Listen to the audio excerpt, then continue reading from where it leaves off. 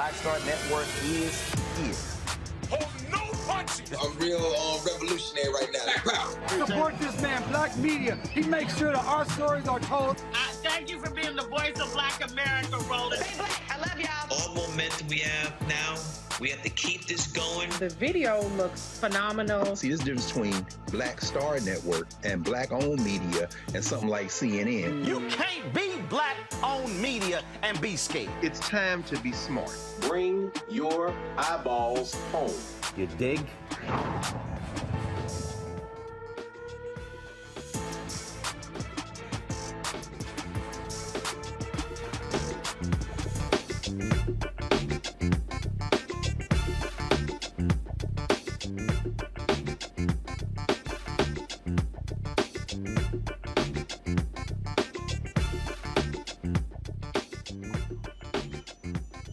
Today is April 13th, 2023. Coming up, a Roland Martin Unfiltered, streaming live on the Black Star Network. A black man dies in the Fulton County Jail, covered by insects. We'll talk to his family, the lawyer, about this shocking and disturbing case. Also, Representative Justin Pearson is back in the Tennessee House. He joins us live to talk about what has taken place over the last week and what is next for him, as well as the movement there in Tennessee. Emily's List, a powerful organization that is all about electing women to political office. Their black CEO joins us on Roland Martin Unfiltered. Also, Tennessee Republicans.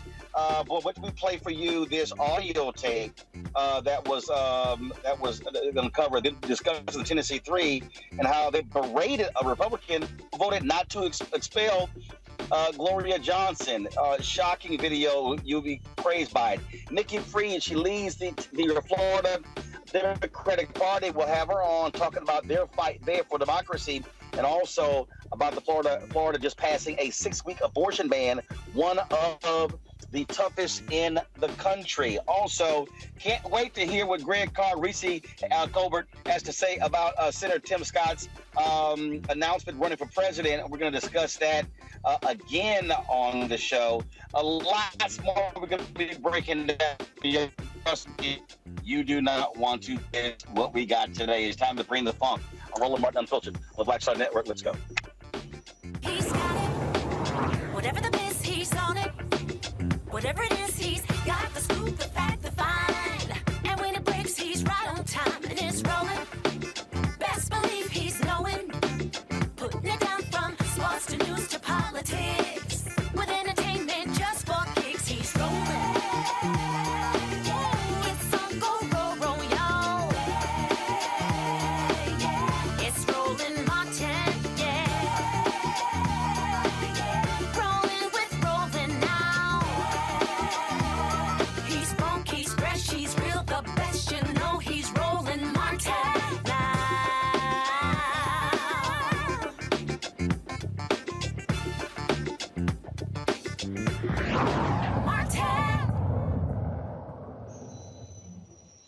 All right, folks, I'm here in the nation's capital. Massive amount of accidents and traffic all over. And so that's why we're coming live to you from the car. Let me just break this thing down for y'all. This case out of Fulton County is unbelievable. A family wants to know why and how did their loved one die. 35-year-old LaShawn Thompson was arrested in June in 2022 for misdemeanor simple battery, misdemeanor in Atlanta. He had mental health issues, and he was placed in the Fulton County Jail psychiatric wing. The family says the jail knew Thompson's depression and schizophrenia diagnosis. They are demanding to know why he was placed in deplorable conditions and how he ended up dead, covered with insects. The Fulton County Medical Examiner's Office report listed Thompson's death as undetermined, but the report noted a severe bed bug infestation. Joining me now from Atlanta is Michael Harper, the family's attorney. Michael, I mean, first of all, severe bed bug infestation? Yeah, it was unbelievable. I mean, the photographs that we got from the medical examiner's office and from the Fulton County Jail really were just shocking to the conscience to see this man lie there in that filthy cell, riddled with bed bugs and insect bites, and that's what killed him. And so, what's the jail's response? Like, well, no big deal? They put a statement out today that they spent $500,000 after Mr. Thompson died on ridding the jail of bed bugs and insects. But I mean, that's great to hear that. I'm happy for it, but it doesn't help our family because their loved one was killed in a filthy cell, and there's no way the sheriff and his staff did not know that the jail cell that LaShawn Thompson was in was deplorable. Okay, so what was he checked on? I mean, so what is there a timeline established as to look? That doesn't just happen in a matter of minutes. No, he was arrested in June of 2022. He had been there 3 months before they found him dead. There are jail reports that say he's not doing well, and they have planned to take him to the medical observation unit. That's according to the jail incident report. But they let him stay there. They never helped him. They watched that man decline, did not move fast enough, and by the time they tried to move, they found him dead. So wait a minute. So in a 3-month period, he got no medical help between June. He died when? He died in September 12th. So he goes in June, and then so at no point between June and September did he get any additional medical treatment. He in the beginning, they were aware he was schizophrenic. They knew about his mental health issues. So he got treatment in the beginning to be housed in a psychiatric ward. The problem is once he got there, they dropped the ball. And so, okay, so have y'all obtained the case file to show how often he was checked on and what doctors saw him, and then when he was discovered with all of these bed bugs? I mean, how long was that? I mean, he dies and they left him there for multiple hours? It's unbelievable. As you are alluding to, they're supposed to check the inmates in a psychiatric wing every 2 hours. All right. And we requested the medical records from the jail as well as the observation records. There is no indication that he was monitored every 2 hours. There is record that they saw him declining. That's in the incident report from the jail. The medical staff and the jail saw him declining days before he died. But then they had plans to take him to the medical observation unit in the jail. They just never did. They never did it. They found him dead before that plan was executed. So they didn't follow their own rules. To answer your question about suicide watch and psychological wing and constant observation, they just simply did not do it in this case. Is the DA investigating? Has anybody been charged? Yes. We have. Is the Georgia Bureau of Investigation involved? GBI is not involved. They normally are called in by the agency. So the Fulton County Sheriff's Office should have called the GBI in. They never did that. But we have contacted Fonnie Willis, the DA in Fulton County, as you are aware of. She's on the Trump case. But we contacted Fonnie Willis in this case, and she has agreed to do a full investigation regarding any criminal charges. Wow, unbelievable. Because, I mean, first of all, you're talking about something that happened, again, he goes in 10 months ago, dies in September. So absolutely shocking and stunning. Michael, certainly keep us abreast of what happens next. I will. Thank you. Take care. I appreciate it. My panel, Dr. Greg Carr, Department of Afro-American Studies, Howard University, Reese Colbert, founder of Black Women Views, also host of the Reese Colbert Show, Sirius XM, Lauren Victoria Burt, Black Press USA, out of Arlington, Virginia. Lauren, I want to start with you. And we have seen the Department of Justice really go after a number of people, a number of jail and prison officials for their treatment of inmates. This is one of those that absolutely should get the attention of the Civil Rights Division of the Department of Justice. Absolutely. And I think it will. And, how many of these cases do we not know about is the question. I happen to be the daughter of a prison guard who was my father, who was a prison guard at Rikers Island for over 20 years. And, of course, Rikers Island should be closed, should have been closed a long time ago.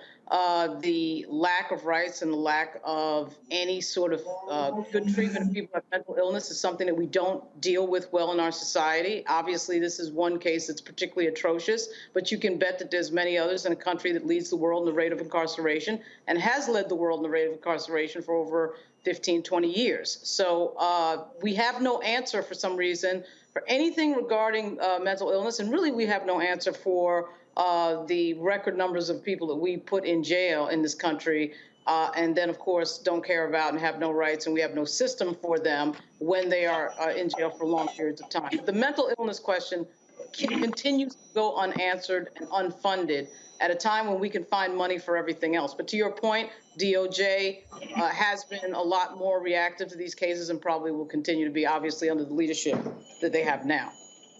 Reese, we often talk about what happens out in the streets with police, but what's happening in the jails is truly an abomination all across this country. Yeah, it really is. And I mean, for the folks in the jail to see this steady decline over months is unconscionable. And it goes back to something that Dr. Carr says all the time. I hate to steal his thunder, but he talks about how the police and the entire system looks at Black people as no humans involved. And I think it's interesting how Republicans, when these mass shootings happen, the first thing they want to go to is mental health. And it's not the guns, it's the mental health. And yet when people have diagnosed mental health issues, this is how they're treated. This is how they're handled. And so it's absolutely abhorrent and disgusting the way that these conditions led to his ultimate demise. And it's cruel and unusual punishment, which is against the Constitution. And so it's unfortunate that it took his death for them to start to make changes. And it makes you wonder what kind of other health issues other inmates suffered from. Going in there for a misdemeanor charge should not result in a death sentence. Absolutely the case. And Greg, I tell you, there's so many people who have no regard for those who are in jails and prisons, but they're still humans. They're still individuals with families, and they still deserve decency and respect. You would think so, Roland. And yeah, I mean, Reese, you didn't steal my thunder, sis. I'm glad to hear that, because that's from our sister Sylvia Winter, the Jamaican-Cuban philosopher, taking from the motto of the Los Angeles Police Department when responding to calls involving Black or brown people. And they say, oh, well, there's no humans involved. And what Professor Winter was doing is making the point that when you find yourself in a certain class in this white supremacist society, you're not a human being anymore. So, Roland, the point you're making, even as we see you sporting the Dillard University shirt there, shout out to our brother Walter Kimbrough, our fat brother, and the current president of Dillard, Rochelle Ford, my former colleague at Howard. Right up the road from Dillard in Louisiana is Angola Prison. And we know that the inmates at Angola Prison have suffered the same type of brutal conditions that we just heard Lauren talk about. And it all comes down to this. As Reese, as you said, sis, the Eighth Amendment is supposed to protect us against cruel and unusual punishment. But we understand that the Eighth Amendment has been eviscerated by the Supreme Court. The current, probably most prominent stooge on the Supreme Court, the wholly owned subsidiary of billionaires known as Clarence Thomas, is an enemy of the Eighth Amendment, cruel and unusual punishment, because in his mind and his rulings, as we talked about with Corey Robin on the Black Table a few months ago, and we wrote a book called The Enigma of Clarence Thomas, he said, when you get arrested, when you are put in jail, when you are put in prison, when you are incarcerated, you then assume a second rank of humanity. You don't have the rights that other people have. So this type of behavior, as Lauren said, is commonplace in prisons. And it's commonplace because they're not human anymore. They're prisoners. Indeed. All right, folks, so tight. 1 second, got to go to break. We come back. We'll chat with, again, Representative Justin Pearson. He was sworn in today in the Tennessee House. We'll talk to him about that. We'll also hear this secret audio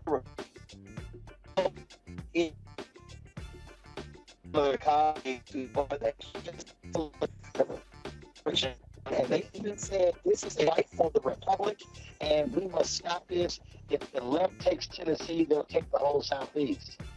Boy, they sound scared. All that's next. Roland Martin Unfiltered on the Black Star Network. Download our app, Apple phone, Android phone, Apple TV, Android TV, Roku, Amazon Fire TV, Xbox One, Samsung Smart TV. Also, join our Bring the Funk fan club so you're checking money orders to P.O. Box 57196, Washington, D.C. 20037-0196. Cash App $RM Unfiltered, PayPal R Martin Unfiltered, Venmo is RM Unfiltered, Zelle, Roland at RolandSMartin.com, Roland at RolandMartinUnfiltered.com. We'll be right back. Hatred on the streets, a horrific scene, a white nationalist rally that descended into deadly violence. White people are losing their damn minds. As an angry pro-Trump mob storms the U.S. Capitol, we've seen shooting. We're about to see the rise of what I call white minority resistance. We have seen white folks in this country who simply cannot tolerate black folks voting. I think what we're seeing is the inevitable result of violent denial. This is part of American history. Every time that people of color have made progress, whether real or symbolic, there has been what Carol Anderson at Emory University calls white rage as a backlash. This is the rise of the Proud Boys and the Boogaloo Boys. America, there's going to be more of this. Here's all the Proud Boys, guys. This country is getting increasingly racist in its behaviors and its attitudes because of the fear of white people. The fear that they're taking our jobs, they're taking our resources, they're taking our women. This is white fear.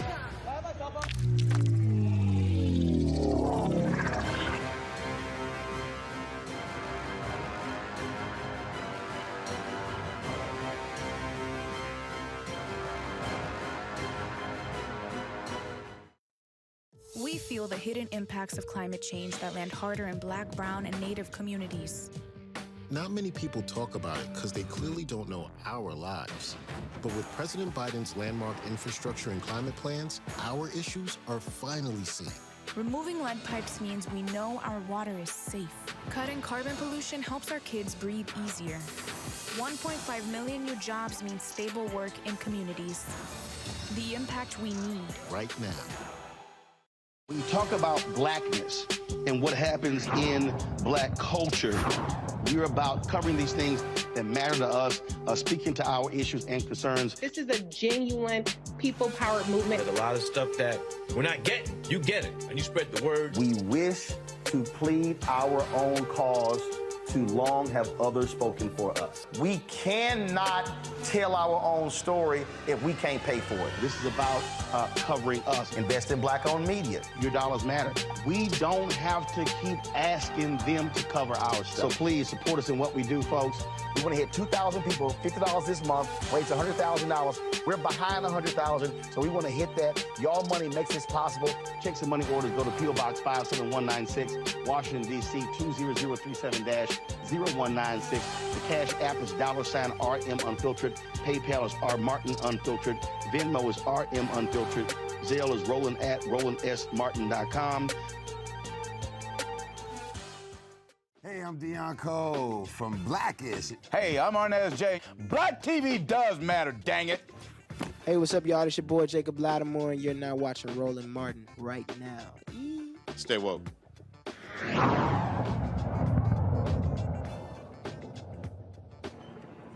I state your name. Justin J. Pearson. Do solemnly swear. Do solemnly swear. As a member of this. As a member of this. The 100th. The 113th. 13th. General Assembly. General Assembly. Of the State of Tennessee. Of the State of Tennessee. I will faithfully. Support the Constitution. Support the Constitution. Of this state. Of this state. And. Of the United States. The United States. And I do. Solemnly affirm. That as a member. Of this. General Assembly. I will. In all appointments. Vote without favor. Affection. Partiality. Or prejudice. And that I. Will not. Propose or assent. To any bill. Vote or resolution. Which shall appear to me. Injurious. To the people. Or consent. To any act. Or thing. Whatever. That shall have. A tendency. To lessen. Or abridge. Their rights. And privileges. as declared by the Constitution of this state of Tennessee. So help me God. So help me God.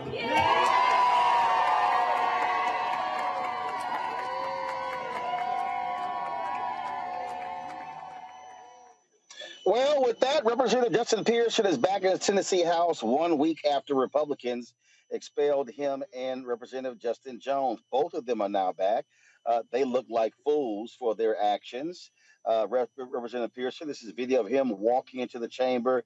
And trust me, those white Republicans, they cannot stand the sight of this young brother and his afro. Representative Justin Pearson joins us right now. How you doing, Doc? I'm doing great today, Roland. We are restoring the need for democracy in Tennessee after significant anti-democratic behavior from the Republican Party to silence the voices of people who are just advocating for the end of gun violence in our communities. They can't even stand the sight of you, Representative Justin Jones. An audio tape was released. We're going to play it a little bit later, where one of them just said he just cannot stand to see y'all on that floor.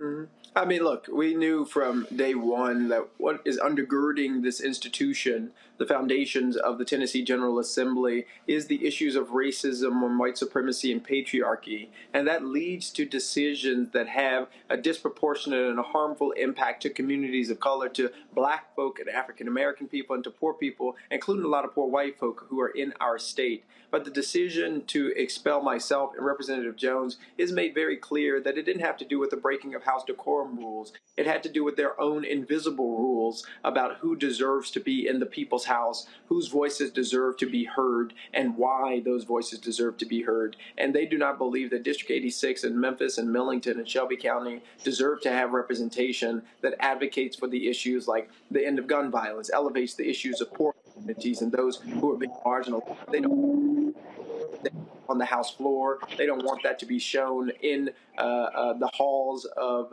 our buildings, but that's what we represent.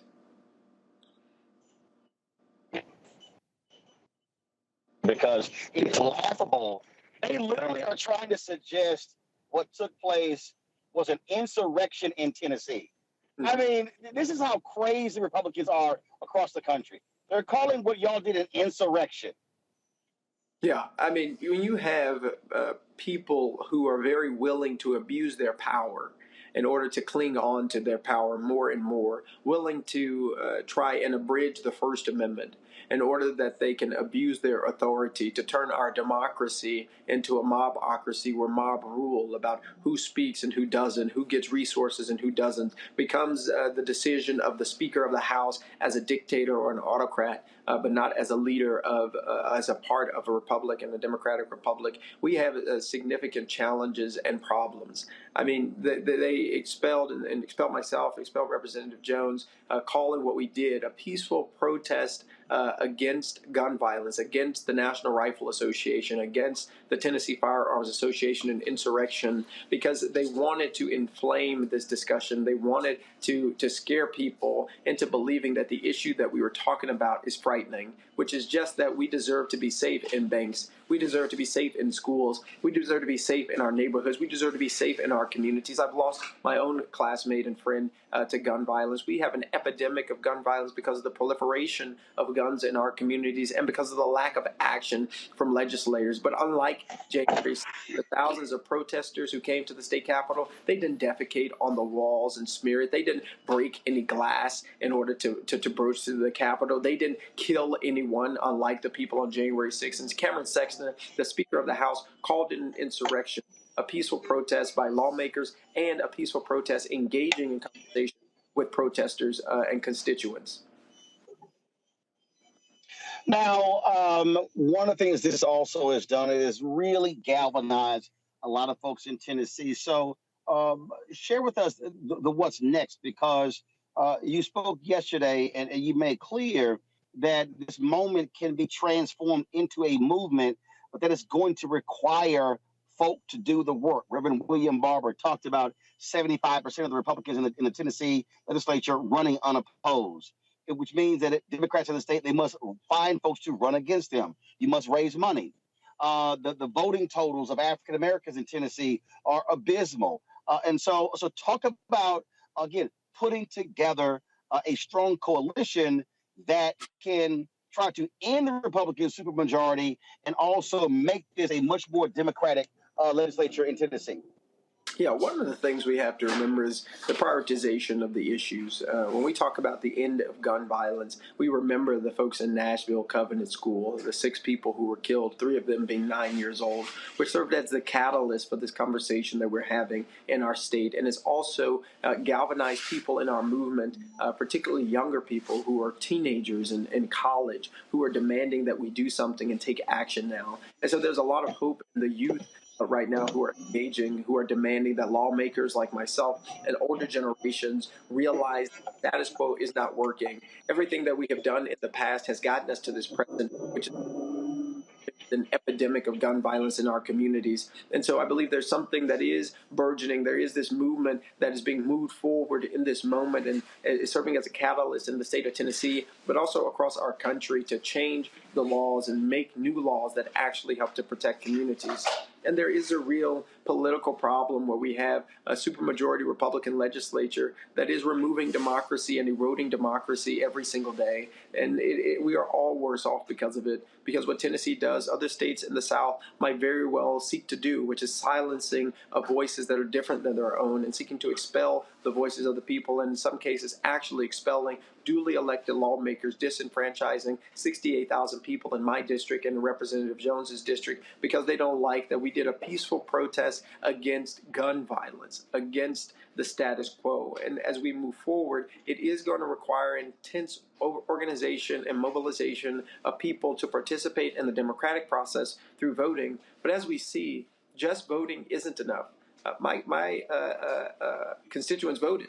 At 80 years old and 90 years old, they went to the polls and they cast a ballot in a special election for a primary and a general election in record numbers. And still, the supermajority Republican legislature expelled their vote, expelled their voice. And so it's engaging people in the political process of voting, but it is us staying consistent and holding other leaders accountable, like our county commission, which reappointed myself in the Metro Council, which reappointed Representative Jones. We have to have an engaged, civic-minded constituency that stays on these issues and holds leaders accountable, not just during election time, but outside of election time. And as we build that coalition, which has to be, in my opinion, multiracial and multi-ethnic, has to be multi-socioeconomic in building that solidarity dividend that Heather McGee talks about. In doing so, we will be able to transform even places like Tennessee and states in the South into the places that they can be and that we need for them to be if we're going to have democracy to thrive here. It also means there are going to be some fellow black politicians who are going to have to stop playing the go along to get along game. I mean, let's be honest. There were a lot of black politicians in Memphis and other places that did not want you to win. And you and Justin Jones caught some flack from a number of them when y'all got to the State House. They're now standing with y'all. So are you now seeing a change even amongst some of them who felt y'all were just a little too loud? I'm hopeful that the Democratic Party in Tennessee recognizes that it is okay to hold fast to our beliefs and sometimes to sacrifice our positions and our pedigree and our prestige to choose a social location with people who are suffering. And in this case, there's people like Sarah, whose son Noah was 5 years old.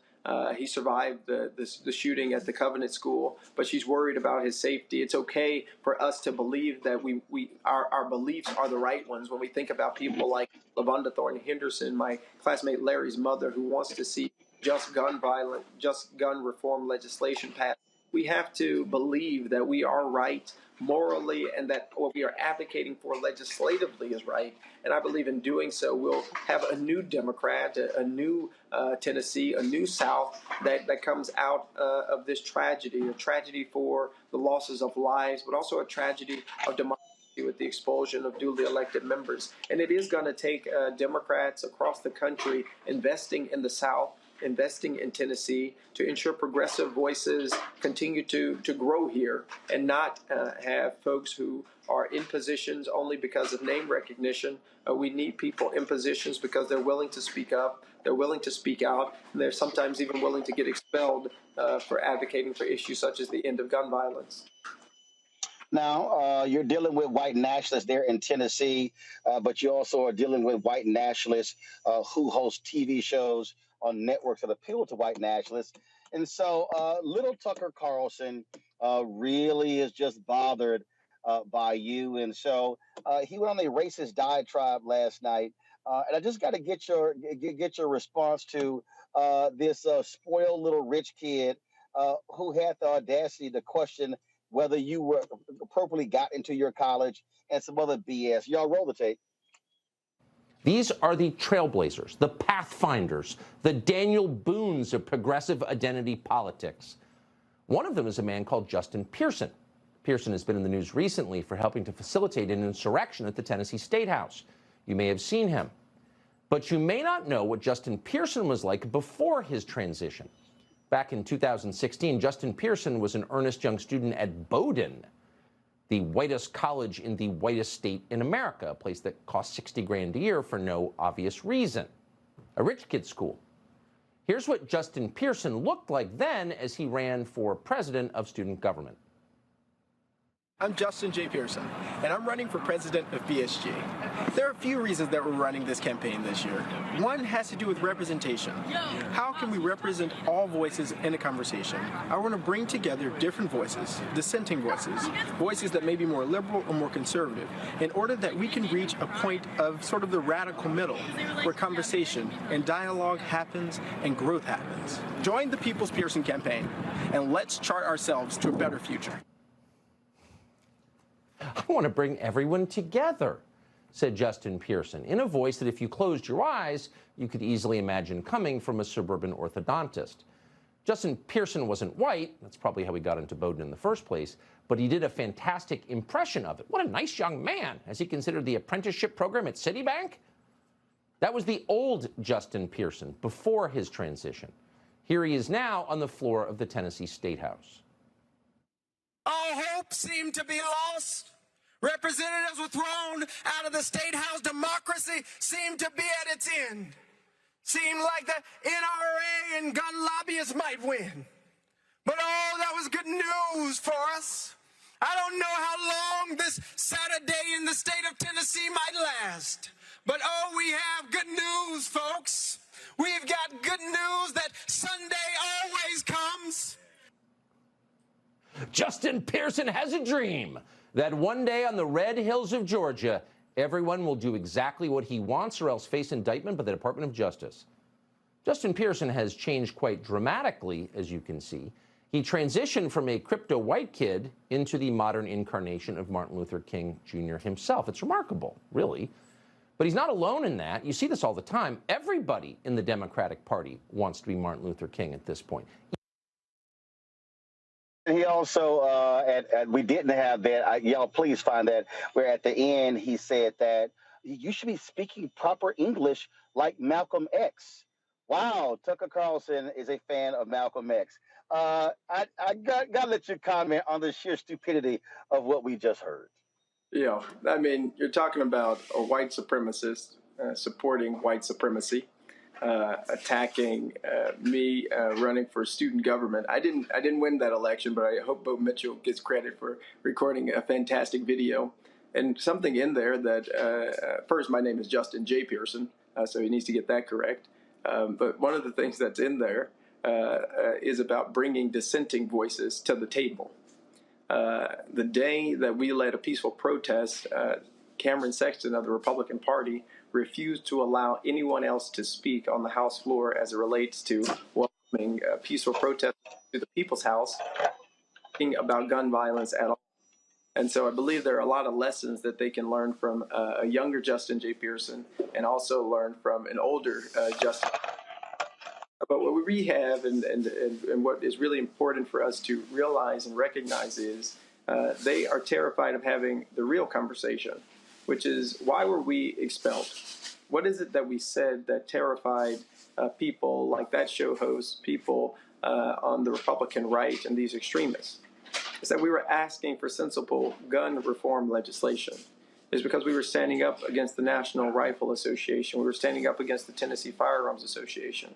And they're terrified that there's a younger generation of people, a multiracial movement, an intergenerational movement that is speaking to the hearts and to the minds of all people, not just one demographic. And so they want to bait us into some race-baiting conversation when the reality is, the problem is, all of us are suffering from the fear of gun violence. All of us are suffering from the preponderance of gun violence because of the lack of action from a lot of the people who go to Tucker Carlson's show. The reality is, my mom is a teacher, my dad is a preacher. I've been articulate, well-spoken, and smart for a very long time. I prayed for that. I was smart then. I still am intelligent and smart now. And I still believe the things that I believed then, now as well. The challenge is the radical middle has gotten way more difficult to find when you have right-wing, white supremacist extremists. Well, I also take it that Tucker Carlson has never actually ever had to give a real speech in his life, because those of us who have done so know that there are certain ways that we speak when we are giving speeches in front of crowds. Even Tucker Carlson's beloved Malcolm X spoke differently when he was giving speeches compared to when he was doing television interviews. But I'm sure Tucker has never actually been bothered to listen to Malcolm X, because Malcolm despised people like Tucker Carlson. Representative Pearson, glad to have you. Look, we had you on before you were in office. Glad to see that you are back. You welcome on this show anytime. Keep giving them hell, and we're going to keep standing right there with you. Thank you so much, Roland. I appreciate you. We're going to keep fighting. God bless. Yes, sir. Be well. All right, folks, got to go to a break. We come back. Boy, these Republicans were caught on audio, not happy at all. With the Tennessee 3, we'll play some of that for you. Plus, we'll hear from the president of Emily's List. We'll also talk to the head of the far Democratic Party as they are battling white nationalism in the Sunshine State as well. Lots more to unpack right here on Roland Martin Unfiltered on the Black Star Network. We'll be right back. I lost my daughter. I didn't know where she was. So I had to figure out how to survive, how to eat, how to live. I don't want to go into the details because she's here, first of all. She may not want me telling that story. But possession of her, the family broke down, fell apart. I was homeless. I had to figure out, I didn't have a manager or an agent or anybody anymore, and I'm the talent. So I got to figure out how to be the agent. I had to figure out, how does business work?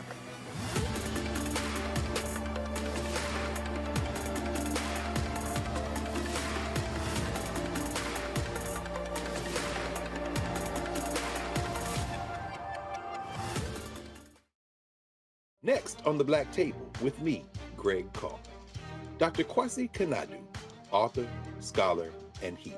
He is one of the truly representative thinkers and activists of our generation. I had a dream, a particular night, and when I woke up, several ancestors came to me, and they came to me and said, "We really like what you're doing, but you have to do more." His writing provides a deep and unique dive into African history through the eyes of some of the interesting characters who have lived in it, including some in his own family. The multi-talented, always fascinating Dr. Kwasi Kanadu on the next Black Table here on the Black Star Network.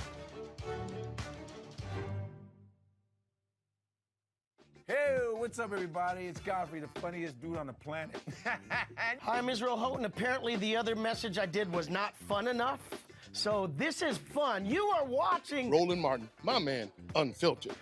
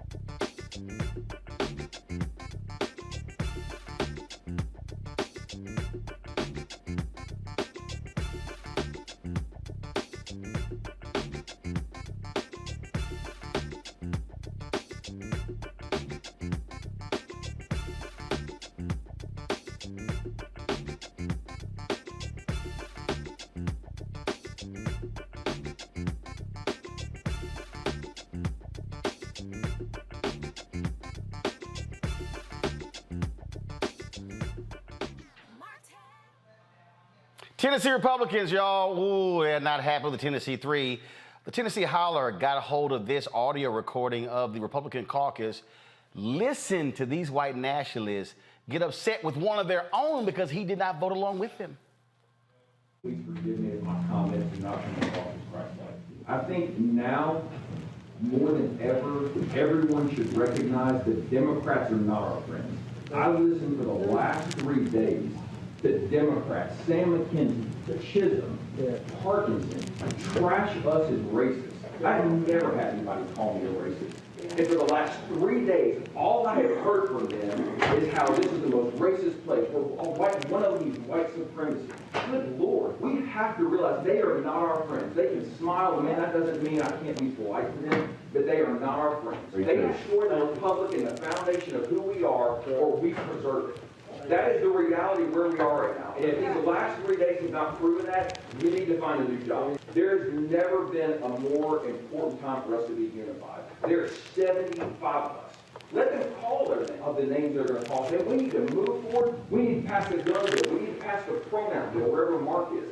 Man, we do not slow down because of their crap. We can't. The only way we move forward with some sort of unity is to call out what happened on the House floor the other night. Yes, sir. I feel like we were hung out to dry by a couple of members. And Jody, I'm just going to say it here because you signed the letter. You straight up came to me and said you were 100% where I was.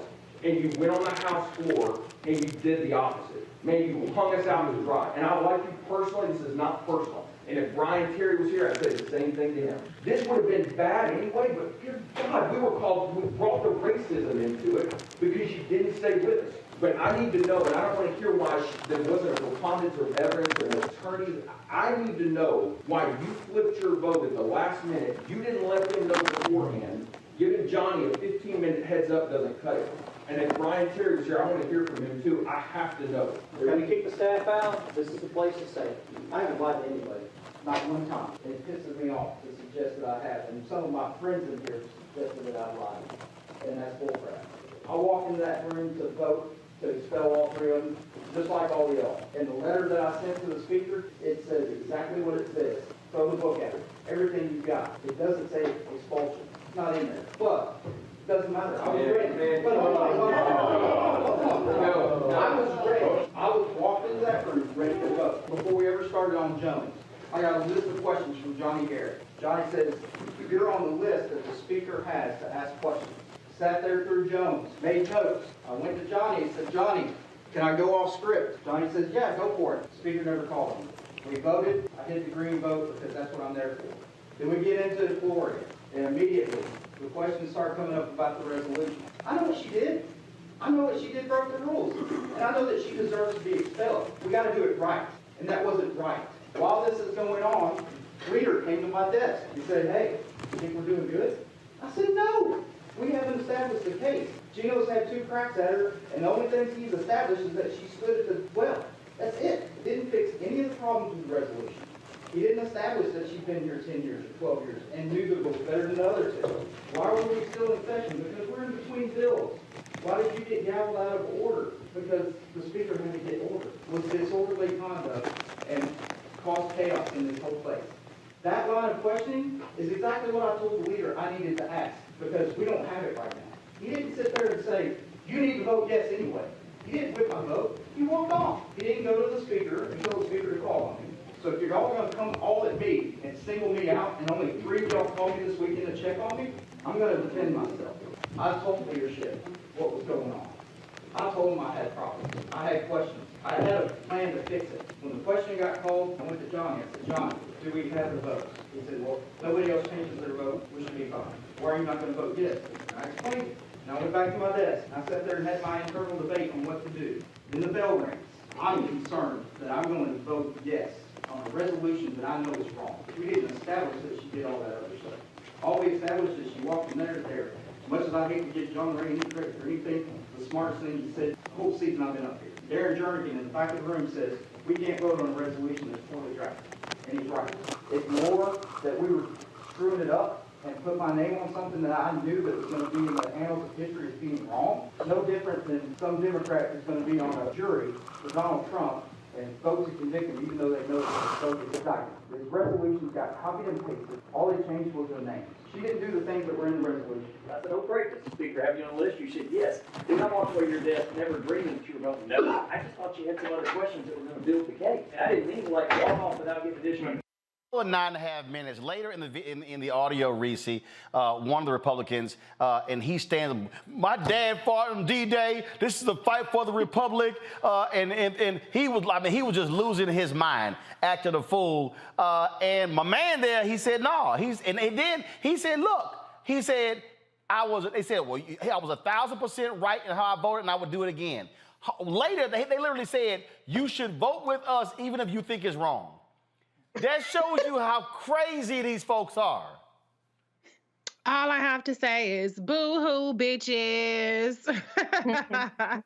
They miscalculated. And I absolutely love that it was not the plan that you had one rogue agent Republican so-called vote his conscience and not vote the white lady out. So it looks egregiously racist, which is what it was from the beginning, that 2 black men got voted out. The reality, though, is when you listen to the Republicans, it's clear that this is a cause to them. The cause, really, they didn't say it, is white supremacy and white nationalism. But it's so interesting how convicted they are in what they believe is a cause. Meanwhile, on the other side, what we got is the beg and plead, and people complain about how much we beg and plead and say that we're using scare tactics and that we're just trying to get people to do something and exaggerating. This really is a battle. This really is a war. And unfortunately, our side is never quite as galvanized as the Republican side, except for this time. This was the one time where we did see people, because where they miscalculated was it was around the gun controls debate. It was around a mass shooting in which 3 children were killed and 3 staff members were killed. And people said, this is absolutely unacceptable. The reality, though, is they lost this battle in terms of keeping Justin Jones and Justin Pearson outside of the assembly, despite their attempts to extort money away from the Memphis and Shelby County commissioners for projects that were earmarked for by the governor. But they still saw that they could successfully expel these members on a whim. They still see that they can pass or prevent legislation from being passed on a whim, and that is a bigger issue. I got to play this part here, Greg, and for you to comment on. I mean, listen to this one. This is called Sapicki. He's in the top right-hand corner. This is him talking. You should have went to the speaker and said, I'm changing my vote. And if it put us at 65, somebody would have taken you behind the dais and explained to you why this is an important vote. It would have given us the opportunity to not throw the rest of us under the bus. I've been called a racist, a misogynist, a white supremacist more in the last 2 months of my life than I had my entire life. By golly, I'm biting my tongue. But I'm telling you, Mr. Speaker, with all due respect, these days are very thin right now. And I'm going to have to swallow this to see Mr. Jones back up here walking these hallowed halls that the greats of Tennessee stood in and watched them disrespect this state that I chose to move to. And by golly, it's got to stop. I'm sorry for getting angry here. My father was D-Day +4, and he fought for this. Oh, Greg, he was in his feelings. I got to swallow and see that Jones walk on these hollowed halls. Woo. My father was a World War II veteran. Scott Kopicki, you, sir, can go to hell. My father and 3 of his brothers drafted out of East Tennessee, not too far from the district that Representative Johnson represents, sent off to World War II. My uncle was in the Red Ball Express. Scott Kopicki, you can go to hell.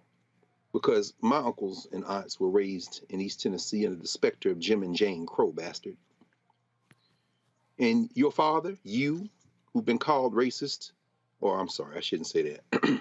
You, who have been more accurately described in the last few days than you have your entire funky life, need to understand one thing and one thing clearly. Your worldview is not our worldview. And this isn't about a flag. This isn't about a country. This is about power. And this is what y'all are after. You know, it's interesting hearing the hillbilly horde tear at itself in there.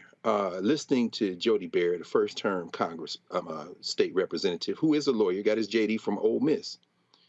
You know, he in an interview elsewhere said that Representative Johnson out of East Tennessee was the only one of the three legislators to show up with an attorney.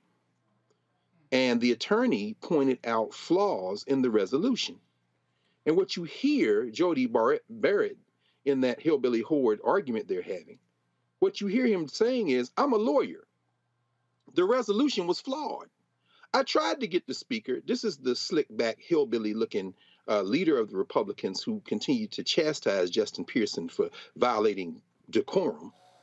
He said, I tried to talk to the speaker. They had me on the list to speak, but they didn't give me the chance to speak, because had I been able to speak, I would have cured the flaws in the document that would have allowed me to vote against Johnston as well. But I could not vote against her because as a lawyer, see, this is what happened. The hillbillies were so hot to get them out, they didn't even read the damn resolution that they wrote. This was not an ideological fight we just overheard with the hillbilly horde. This was a technical right, and it brings you to the point that you raised, Roland, and that Reese just raised. These hillbillies are blinded by power. They are white nationalists.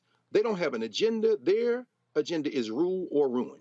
Their little punk-ass white nationalist friend, Tucker Carlson, who doesn't remember, and Roland, I know you were giggling to yourself when you heard him say that Justin Pearson is the first Negro at Bowdoin, considering that is also the alma mater of John Russworm.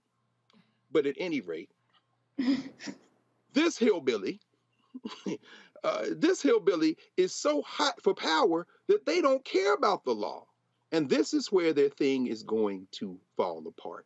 I agree with you, Rissy. We're pleading. But if I had had a chance to ask Representative Pearson a question, I would have asked him, as somebody who was born and raised in Nashville, who was fortunate enough to know Avon Williams a little bit, the greatest legislator, black legislator in the history of Tennessee politics. I would have asked Representative Pearson how, with a supermajority, as we organize to stop the supermajority, how do we use those legislative positions, not just to elevate issues, but to get involved in the guts of governing? Yep. So we can fight these hillbillies. Because what we just heard, that argument was about, it wasn't about white supremacy. That white boy was like, I'm a lawyer and I can't vote for this because it is legally flawed. They could have had a lawsuit if they had expelled Johnson. Yep. Well, first of all, he's going to be back, so we'll just answer that question. Lauren, your thoughts? You know, the words, we are at war for our republic. You could have played that audio 20 years ago, 30 years ago, 40 years ago, after the Civil War. I mean, unbelievably telling and embarrassing. Shout out to whoever recorded them and put it out there. Okay, because somebody in that room, probably a staffer, but you never know, it could be another member, recorded that and put it out there. But it's not anything we haven't heard a million other times before. Indeed. All right, y'all, that's more we got to break down. In the next hour, I'm going to play that Tucker Carlson piece where he mentioned Malcolm X. Y'all know damn well Malcolm X would have smacked the hell out of Tucker Carlson. But I got to go to some other business. Coming up next, we'll talk with the President CEO, Emily's List. She's been over here giggling and laughing for the last 15, 20 minutes because she really saying, but this is a really black show. That's really what you're saying. You're like, I ain't never seen a show like this here. She said, this is blacker than black. Yeah, this ain't MSNBC. That's right. Even Joanne Reed can't be this black on MSNBC. I'll be right back.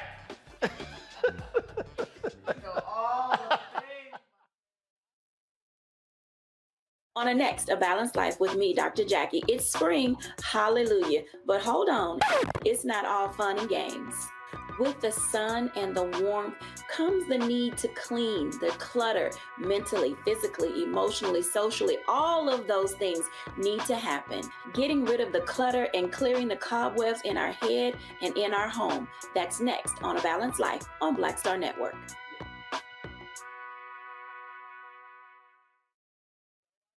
On the next Get Wealthy with me, Deborah Owens, America's Wealth Coach, have you ever had that $1 million idea and wondered how you could make it a reality?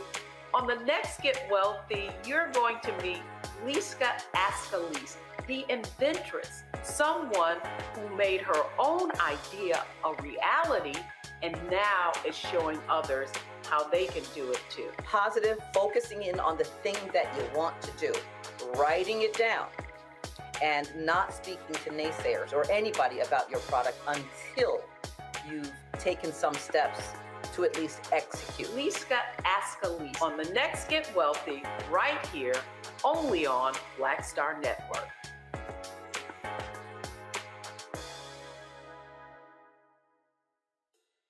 Hey, yo, Peace World. What's going on? It's the Love King of R&B, Raheem Devon. Hey, I'm Cupid, the maker of the Cupid Shuffle and the Wham Dance. What's going on? This is Tobias Trevelyan. And if you're ready, you are listening to and you are watching Roland Martin Unfiltered.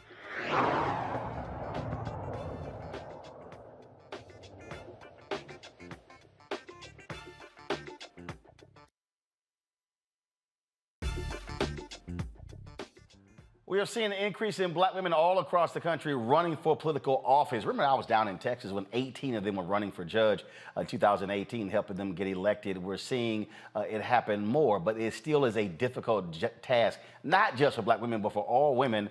But things are indeed changing. One of the organizations that's really played a huge role in assisting them is Emily's List. They have been raising a ton of money, supporting candidates, helping them win positions, statewide positions, whether it's city hall, county government, state legislatures, but also Congress as well. And joining us right now is LaFonza Butler. She's the president of Emily's List. Glad to have you here. Thank you so much for having me. All right, so yeah, because I'm trying. Look, this is different. This is different. I'm glad to be in it. I'm just glad to be in it. It's absolutely black. That's right. So black owned, black art, everything in here was built by black people. So that's how we do it. We black tonight. Yeah. We black every day. I hear it. Every day. All right. So let's talk about Emily's List. And again, the roadmap has changed significantly when it comes to this country. Obviously, you've had Hillary Clinton run for president. Sure. You got the vice president in there as well. You got women who are United States senators, but it is still a difficult task when it comes the gender issue when it comes to politics. Look, we have the vice president who, is the highest ranking woman ever to serve in this country's history, but we still have never yet elected a black woman to be governor in not a single state. Mm-hmm. We are still breaking glass ceilings, whether it's just women in specifically, or it is Latina women or Asian women or black women. But what I see, and I think what you're naming on the show and the conversation tonight, is women are going to do it anyway. What they have proven is that Hillary Clinton's run and the vice president's run, the historic number of women that were running for president in 2020, and the distaste and frankly disdain and hatred that was displayed towards women in the last presidency. More women have been coming out to run for office at every level of government, and we are seeing those efforts pay off. We have one of the most diverse congressional classes ever in history, where we're talking about women of color who are representing non-majority minority districts, whether it is Lauren Underwood or Andrea Salinas in Washington State. There are more women now that are women of color in particular representing non-majority minority districts, and I think that is a prelude to what we have in store. There's some more glass ceilings that we've got to break. There's more work that Emily's List and organizations like ours have to do. But when you are the largest organization, longest serving organization for 38 years, this has been the mission of Emily's List. It comes with great responsibility, and in this moment where we are seeing the degradation of our democracy, the elimination of personal freedoms, all in the name of power and control, this is the moment that organizations like Emily's List have to be in places that we've never been. And so I'm glad to be here today and to have this conversation about what's happening. We saw what took place in the 2022 midterm elections, the role the Dobbs decision played when it came to turnout, especially when it comes to young voters. We saw that happen. In addition, we saw what happened when it came to young women in voting as well. We'll be chatting with Nikki Fried in a moment, who heads the Democratic Party in Florida. But just within the last couple of hours, the Florida House, they passed a 6-week abortion ban. And so even though they've been losing in different places, they still are moving head first. You look at the decision by the Texas judge in Amarillo dealing with the abortion pill. So that clearly is still going to be a fundamental issue. But how do you also make it clear to women voters that that's not the only issue when it comes to the ballot box with local elections in 23, but also the national election in 24? Look, what we've got to make sure that women voters and all voters understand is that we've got to complete the whole ballot. that our economic security, our environmental security, our reproductive freedom, our freedom to be able to send our children to school or even our elderly to the grocery store are going to be determined by not just the person who we vote for in that presidential ticket, but all the way down to the controller in your city or the mayor and council members. We've got to make sure that we are completing the ballot. And to get people to complete the ballot, we've got to do the work to give them compelling, authentic candidates who understand their story and are going to fight for their values and what they see as important as community leaders. I am of the opinion that voters go to the ballot box with their whole selves, not just one issue that they go and vote on. We saw the salience and relevance of abortion in Kansas, in Montana, in Kentucky. We see what happens when we focus on the entire ballot in states like Michigan. I was just there last week when Governor Whitmer was repealing the 1931 trigger law on abortion. She has the ability to do that because Michigan voters not only voted for Joe Biden and Kamala Harris, they voted for Governor Gretchen Whitmer, they voted for Attorney General Dana Nessel, they voted for Secretary of State Jocelyn Benson. They gave Democrats the majority in the state legislature for the first time in more than 40 years. And they repealed the 1931 law. They are restoring labor and workers' rights in that state. They are making changes relative to gun violence and gun reform. And for us, I think the lesson really does have to be every election is important. Right. Virginia, in 2023, is going to have some of the most consequential elections in this what we used to call an off year than any state in the country. Democrats, I think, are 4 or 5 away from controlling the House, but control the Senate by narrow margin. But if they take over the House, you actually will have an African American who will be the House Majority Leader, Don Scott. Alpha man, also my Texas A&M chapter Pile brother, in addition to Louise Lucas on the Senate side. And so that's power. That is power, and more than a third of those seats are up for re-election after redistricting. And in a state where they have never had that many seats up, and redistricting has changed the lines and changed the voting, it is not something that we can take for granted just because it might happen to be right here in the back door of Washington, D.C. One of the things, before I go to my panel, if we get the questions, so Lauren, Reese, and Greg, get ready. Got to ask you this here, because one of the things that that's been driving me crazy, and I've been very explicit in saying this, it gets on my nerves, these white political consultants who take all of this money folks raise and they dump it on television. They don't put it on the ground. Yeah. I see Nikki Fried over there. She looks at the motion in her head, absolutely. So she understands that, and it drives me crazy because in order to win, you need votes. You got to turn people out. And so it gets to a point where you just keep dumping on television. That's how they're making their money. And so when y'all are supporting candidates, are you making it clear to folks like, hey, ground game, door to door, old school politics still works. Everything is not about just dumping money on television. Yeah, not only does it work, it's fundamental, right? And so absolutely, our job in helping to recruit and advise these women who are running for office is to help them put together the best campaign possible specific to their district. Now, there may be some district that you can win just by doing some work on TV. Right. Most of the districts that we're competing for, you've got to go get the votes. You've got to earn the trust. And also don't run away from who you are. I mean, personally, I'm serious. I think Mandela Barnes will be in the United States Senate today if he told his white consultants, we're going to campaign in Milwaukee.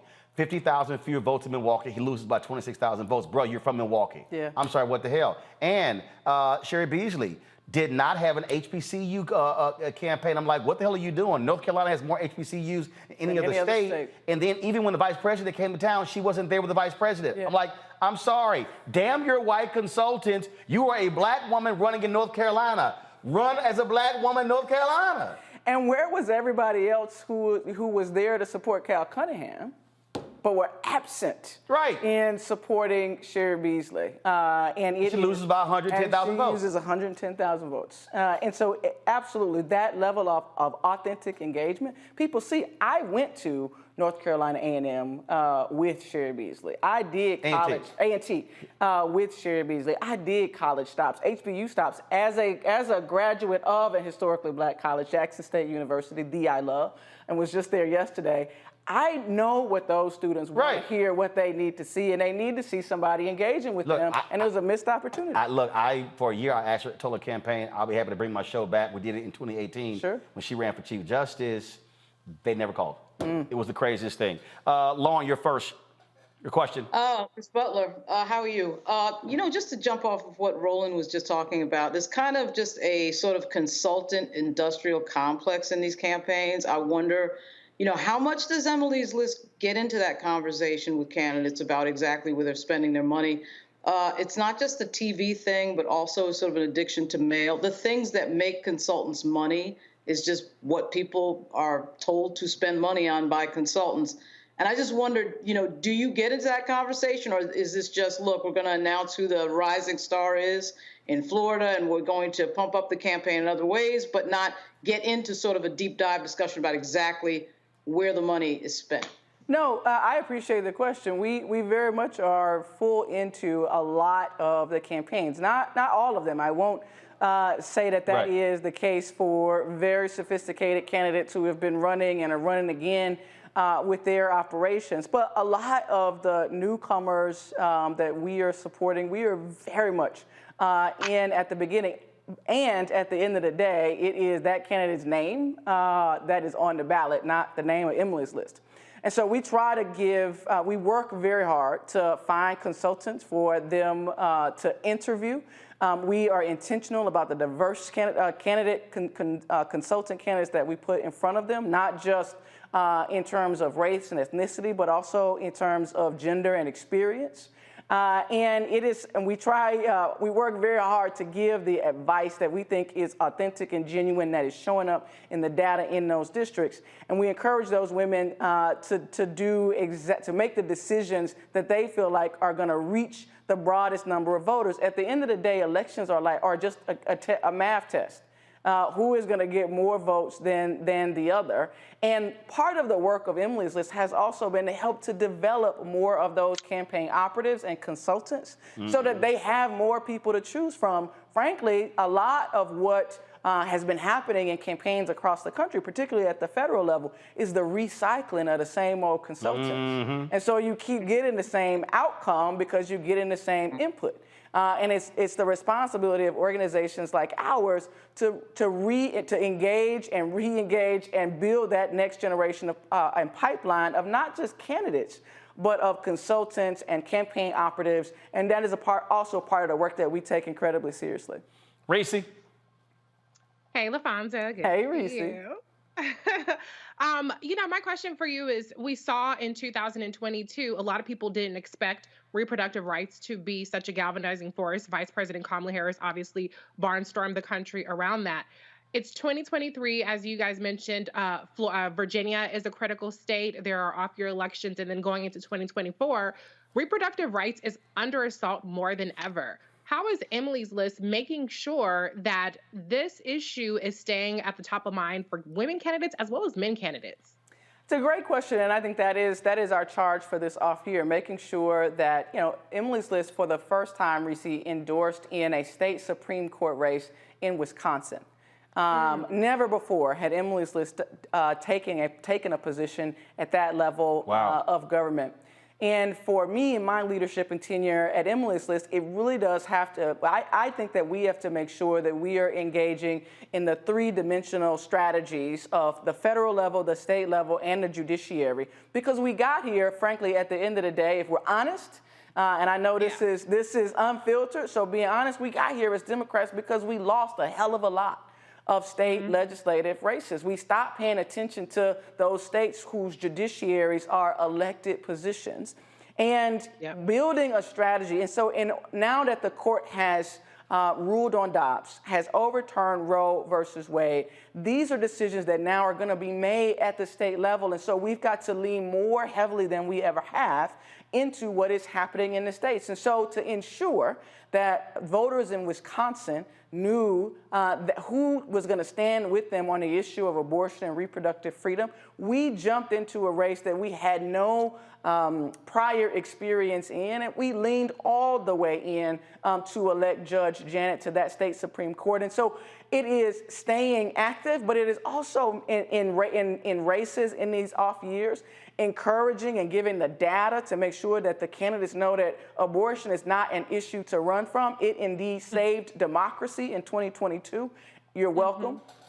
And it is an issue that, you know, DeSantis is going to sign the bill that gets to his desk on a 6-week ban. And it is not, I think, by happenstance that the Emily's List community saw the leadership of a Fentress Driscoll and named her the rising star, because she has been leading on the pushback and hopefully the takedown of Ron DeSantis, not just in Florida, but whenever he decides to tell the country that he actually is running for president, it's going to be a black woman endorsed by Emily's List who is going to be his antagonist every single day. And so making sure that those candidates are equipped to have the toughest fights and the toughest and the strongest debates is an important part of how we do that. And frankly, the last point that I'll make, Reese, is that they're doing a lot of the work for us. They keep passing dumb bill after dumb bill, rejecting the will of voters all across the country every single day, whether it's Florida or Wisconsin or Idaho or Oklahoma. And we've got to make sure, as to the point that Roland made to Brother Pearson earlier, nobody should get a free pass. 75 Republicans should not be able to run uncontested in a state like Tennessee or any other place if our democracy is vibrant. And we've got to make sure that we are recruiting the candidates and supporting them in helping to ensure that that democracy is vibrant and that we get Republicans on the record as to their position about should a woman be able to make decisions about her own body. Greg Carr. Thank you, Roland, and thank you, Sister Butler.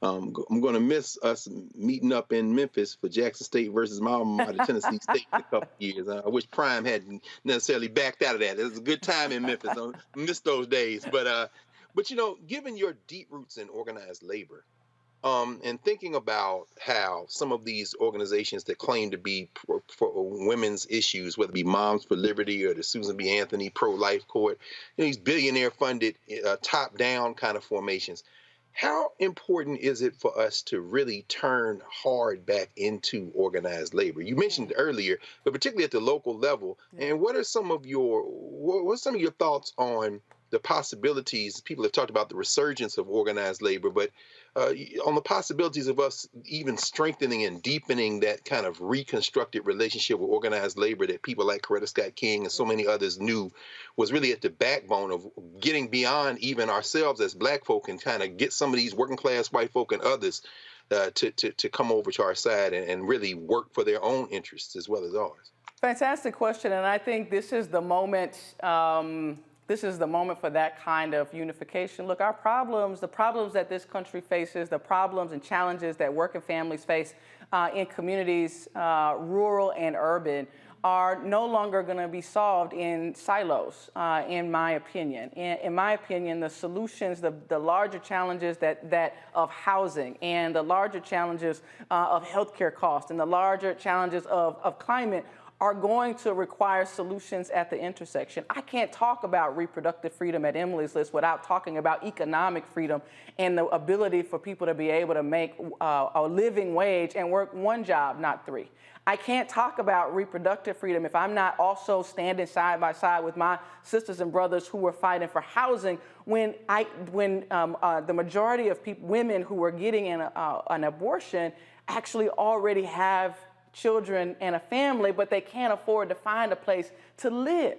And so they're making decisions not just about whether or not their family can have another child, they're making decisions about their economic security and the future that they're going to be able to provide. And so in this moment, I think that our national call for democracy and freedom in this country has to be found at the intersection of all of those movements. And I love how you referred to Coretta Scott King. I worked at SEIU when I was in the labor movement, and Dr. King always referred to his favorite union as 1199. I was the organizing director at 1199 in Baltimore for part of my career in SEIU, and when Coretta Scott King was supporting the workers at Johns Hopkins Hospital to organize, she was talking to SEIU 1199 workers. I got to know those women. They changed my life in terms of how I see the importance of the intersection of all of these issues. And so I don't think that we need necessarily a quote unquote resurgence of labor. I think we need to see all of who people are. They are not just people who go to a factory and go home. They are people who work in our communities who actually need stop signs, who actually need safe sidewalks, who actually, the Health and Safety Committee in a contract is something very different today than it was 40 years ago. And so as we unite movements, and we see that the Republican agenda is fundamentally about power and control, we have got to make sure that we seize this opportunity to unify our own power, and the power not just of Black people, but brown folks and poor white folks and the Asian community that has been ignored in that right-wing agenda as well. Immigrants from all countries around the world. We've got to be able to fight, I think, at the intersection for the freedoms that we all deserve and, frankly, that we know our children need and expect. All right, then. Well, look, glad to have you here. We do a little bit different here, so certainly welcome anytime to come on back. And again, we get to, like I say, expound and expand a little bit more than some of these other networks. Why? Because, well, I own it. We ain't got to ask nobody. Proud to be here. Thank you so much. And I'm happy to walk over anytime. All right. Sounds great. In a moment, we'll chat with Nikki Fried. She's head of the Florida Democratic Party. Lord, DeSantis is always doing something crazy there. Now Republicans have passed a 6-week abortion ban in the House. We'll talk about that. And Nikki getting arrested. Yeah, seriously. That's next on Roland Martin Unfiltered on the Black Star Network. Hatred on the streets, a horrific scene, a white nationalist rally that descended into deadly violence.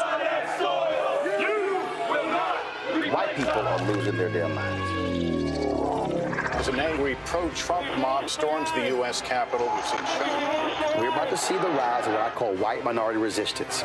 We have seen white folks in this country who simply cannot tolerate Black folks voting. I think what we're seeing is the inevitable result of violent denial. This is part of American history. Every time that people of color have made progress, whether real or symbolic, there has been what Carol Anderson at Emory University calls white rage as a backlash. This is the rise of the Proud Boys and the Boogaloo Boys. America, there's going to be more of this. Here's all the Proud Boys, guys. This country is getting increasingly racist in its behaviors and its attitudes because of the fear of white people. The fear that they're taking our jobs, they're taking our resources, they're taking our women. This is white fear.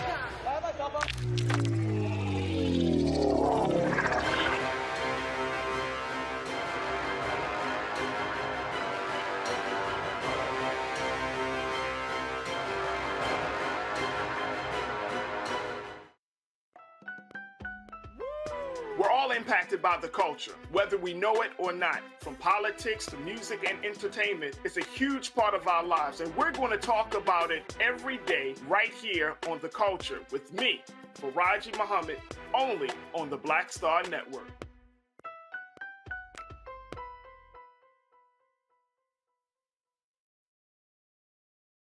Hi, this is Cheryl Lee Ralph. Hello, everyone. It's Kiara Sheard. Hey, I'm Taj. I'm Coco. And I'm Lily. And we're SWV. What's up, y'all? It's Ryan Destiny, and you're watching Roland Martin Unfiltered.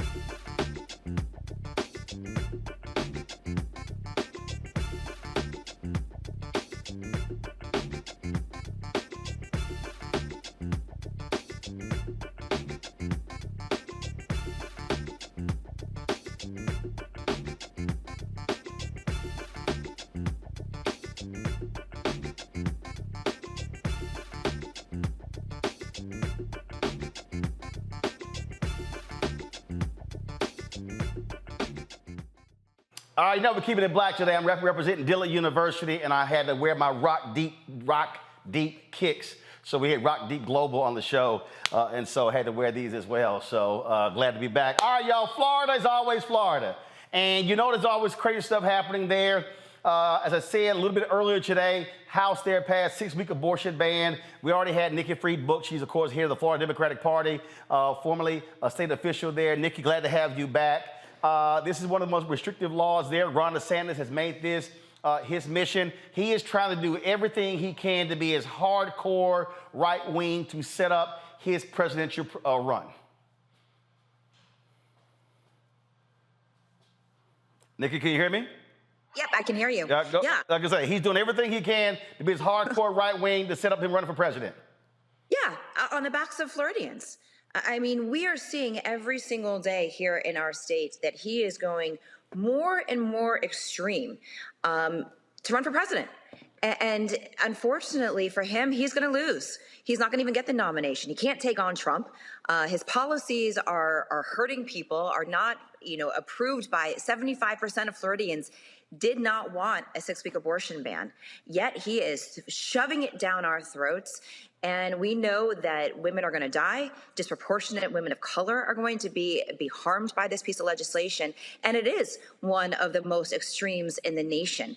Not only preventing women access to health care and reproductive health care, but it also criminalizing doctors and women who may have access to abortion after the 6 weeks. And here's the fun little kicker that most people aren't hearing, is that if you in fact want to participate in the rape or incest exemption after the 6 weeks to 15 weeks, you have to show documentation. So wait, I'm sorry. You said rape, incest. What the hell documentation is there? Hey, my stepdaddy raped me. Correct. Yeah. Wow. You have to show paperwork that you went and reported the crime or did something of that nature to show that you in fact. So not only did you get raped once, but now you're going to get raped a second time by having to go through this emotional trauma once again in order to terminate a pregnancy that was unwanted. One of the things I keep trying to explain to people is what happens when people don't vote, when they sit on the sidelines. And we saw that in the last election there as well. And so you now are running the party. And that is it. It's an arduous task trying to rebuild the Florida Democratic Party because so many people have just simply given up. And what I just keep trying to explain to people is that if you sit out elections, do understand somebody's going to win. Yep. And Republicans have a supermajority there in Florida. There was a supermajority in Tennessee, in South Carolina, in North Carolina, in Mississippi, in Alabama. And I say, look, the task has to be, you're not going to take over assemblies overnight. But the first thing is, how do you go from a supermajority down to a majority and then try to compete? That is going to take organizing and mobilizing. That is correct. And listening to, obviously, you having the president of Emily's List in the conversation that you all were just having, that's exactly it. And that is what Democrats have not been doing well here in Florida. We have been taking it for granted that we were a blue state and then a purple state. And, we lost by less than 1%. And that just happens to have been that election's problem. But the reality is that Democrats have been failing to do the basics. Voter registration, voter engagement year round, those boots on the ground. And that's what we have to get back to. And you're seeing pictures of myself and Leader Book sitting there right before we got arrested. So again, peacefully protesting on that sidewalk. And so it's going to take this drumbeat into Democrats across our state that they've got to get back out there. They've got to be talking to the communities. And hopefully our arrest last week will show that we are going to continue to fight and to stand up for what we believe in, and we are not going to take this laying down. Panel questions. Reese, you're up. Reese, you muted. This ain't your first rodeo. Lord have mercy. My bad. I was on hold for a long time. See? Anyway, we jacked up Erica when she did it. Now it's your turn. I know. I had to come and I had to come. My bad. Hi, Ms. Freed. My question to you is you're head of the Democratic Party now. One of the things that has been studied and written about is the disinformation campaign that is particularly targeting Black and Latino voters in Florida. It was very successful during Trump's first run in 2016, and we've seen it escalate. Is that something that, under your tenure, you plan to devote more resources to in terms of countering the disinformation that's targeting our communities? I'm not even going to call it disinformation. I'm calling it propaganda, flat out propaganda. And so that let's be very clear here, because we know what propaganda does and how it leads to hate and how it leads to distrust of your elected officials, and now in this case an elected at a party. So yes, we haven't been doing this, and I have been screaming from the hilltops that we just kind of let it go, like, oh, it's not going to resonate. It's really not. No one's ever going to believe this, but they do. And so, yes, there is going to be, it is a new day. When I got elected on February 25th, this is a new day. I fight back hard, and we are going to be putting resources into our Black and brown communities like we haven't before, and making sure that we have a statewide rapid response team, making sure that we are not only just using mainstream media, but more importantly, all of our Black-owned radio, TV, podcasts, print, and to get into those networks ASAP. We cannot let that propaganda stick, and then we have to spend so much more time and resources afterwards. Look, people ask me all the time, they're like, man, people come on your show, you interrupt. I'm like, if you lie, I'm going to stop you in your tracks. You don't let folks lie and then go, oh, we'll do a fact check later. You must be done in real time. Greg Carr. Thank you, Roland, and thank you, Ms. Freed. I'm going to follow up with what Reese asked you and talk about the politics. I mean, clearly Ron DeSantis is not going to be president of the United States. I mean, he's going to find out when he's not ready for primetime tour starts. But they're in Florida. You know, how important is it for the Democratic Party to not try to tack to this imaginary center, but to move farther left? I'm thinking about what happened in Milwaukee, of course, with Janet Protasewicz. And, you know, embracing the whole, you know, question of right to terminate a pregnancy. You know, in addition to investing in Black and brown communities, how important is it to embrace the old school politics and articulate a very clear vision that isn't an attempt to chase these imaginary voters, white nationalist voters who were never coming to the Democratic Party? And how important is it to kind of gin up the base by appealing to the base? 1,000% has to be done. And that is, you know, realistically why we lost. I will never give credit to Ron DeSantis by winning 19 points. Democrats lost by 19 points. We didn't energize our base. We gave them no reason to vote. They were not enthusiastic about the candidates. They were not enthusiastic about what we were doing. We weren't talking about the issues that were on their minds. And so it is important that we go back to the basics of everything. That is grassroots, that is door knocking, that is talking about the issues that the people actually want us to talk about, and energizing them and getting them excited. I talk to people in our Black communities and our Hispanic communities and our youth. I mean, I was even on the University of Florida campus last week asking our college kids, why are we seeing these walkouts everywhere else across the entire country? Why, in fact, when Roe went down, did we see 300,000 women register to vote in Texas, and yet we saw none of that in Florida? And the consistent drumbeat was, you guys gave us no reason to come out and vote. You know, and of course, you know, I had a primary and it didn't go my way. But we had a candidate who was older and wasn't as exciting for the base to come out and support. So yes, going to the base, getting them exciting, fighting candidates, emboldening our youth who is making, you know, democracy a top priority for them. We've got to make sure that we're emboldening them, that we're empowering them, and that we are going to our base. But of course, our base isn't big enough right now to make sure that we win elections. So we have to go to the base, and we have to make sure that we're talking to now almost 1/3 of NPAs make up our state. I know full well, as you all do too, pendulum swings in two directions. And in order for the pendulum to start swinging back, you need a force of energy to force it. We, as the Democratic Party, are going to be that energy and that source. And we're going to pull it back, and we're going to pull it back faster than people had originally anticipated. They have gone so extreme that it's going to be easier to capture the excitement on the base because they are taking away rights every single day that the legislature is passing something, every single day that Ron DeSantis opens his mouth. He is taking away rights and not protecting the people of our state. Lauren.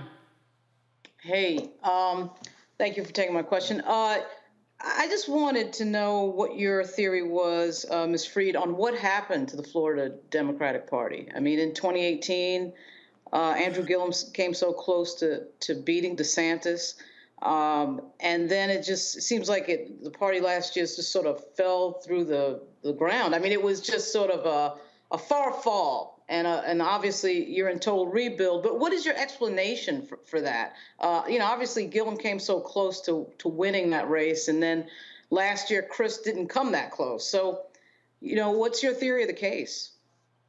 Yeah, so, in that same year that Andrew came within 33,000 votes, I won. I won as our Commissioner of Agriculture, the only statewide elected Democrat that year, and only the second to have been elected in almost 30 years. And so I've spent a lot of time, unfortunately, with Ron DeSantis and a lot of time in that Florida cabinet. And what I saw firsthand as an elected official is that the party apparatus didn't do anything to support our elected officials who were out there in the fields every single day, putting up those fights. I mean, I was the first person in March of 2020 that called Ron DeSantis a dictator. Everybody thought that I had lost my mind. What are you talking about? You just called the governor of your state a dictator. Now it's even more so. He's a fascist dictator. And so what happened realistically is, one, the Democrats got lazy. We stopped doing voter engagement. We stopped doing voter registration. And then we stopped engaging completely after 2020. When the pandemic hit our country and our state, the Democrats folded up shop and went home and never came back out. So now that I'm chair and been here for about 7 weeks, and I've been able to look under the hood, there was no programming apparatus. There was no grassroots. There was no money spent in minority communities. There was no, and I use this very, very loosely, there was no coordinated campaign. We had 3 women of color on our statewide ticket between Val Demings at the top of our U.S. Senate, our Attorney General candidate, and our Commissioner of Agriculture candidate in 2022. I bet nobody knows that. That is on us, that we didn't lift up the diversity of our ticket and didn't prompt up the people that were running for office. And so there was a complete meltdown of everything Democrats. No one was talking to each other. House wasn't talking to Senate. Senate wasn't talking to the party. I, as our statewide elected, didn't speak to anybody in the party, was trying to be surrogates across our state. It was just a complete collapse. I actually called Val on the Tuesday after I took over the party, and I said, Val, I know why we lost by 19 points. There was just nothing here. And you can't win elections if you don't put in the work, you don't do the boots on the ground, you don't do the door knocking, you don't go to community organizing events, and you only talk to voters a couple months before an election. That isn't going to work. And if you have only the message of vote for us because we're not them, that is never going to be a winning combination for Democrats. We always have to inspire our base to come out and vote for us. And that's what we're going to have to be doing going forward. All right, Nikki Freed, we certainly appreciate it. Look forward to having you back on the show. And when you're in D.C., let us know. You can drop by the studio. I would love that. Thanks. Have a good night, everybody. Thanks so much. Take care. All right, folks, we come back. I know I did it yesterday, but I gotta play again that silly-ass video Senator Tim Scott released announcing, because I know Greg and Reese and Lauren been waiting to comment on that. And I gotta play some for y'all of Representative Justin Jones schooling them on the Bible on the floor in Tennessee. Y'all know what y'all watching, the blackest show in America. Roland Martin Unfiltered right here on Black Star Network. Support us in what we do. Download the app, Apple phone, Android phone, Apple TV, Android TV, Roku, Amazon Fire TV, Xbox One, Samsung Smart TV. And why should you support us with your dollars? Because ain't nobody else rocking an HBCU shirt, wearing some black-owned tennis shoes. Y'all know how we do it.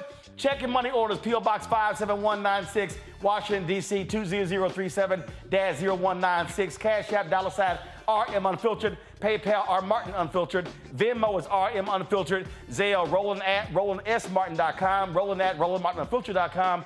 I'll be right back. We feel the hidden impacts of climate change that land harder in Black, brown, and Native communities. Not many people talk about it because they clearly don't know our lives. But with President Biden's landmark infrastructure and climate plans, our issues are finally seen. Removing lead pipes means we know our water is safe. Cutting carbon pollution helps our kids breathe easier. 1.5 million new jobs means stable work in communities. The impact we need. Right now. Lost my daughter. I didn't know where she was. So I had to figure out how to survive, how to eat, how to live. I don't want to go into the details because she's here, first of all. She may not want me telling that story. But possession of her, the family broke down, fell apart. I was homeless. I had to figure out, I didn't have a manager or an agent or anybody anymore, and I'm the talent. So I got to figure out how to be the agent. I had to figure out how does business work.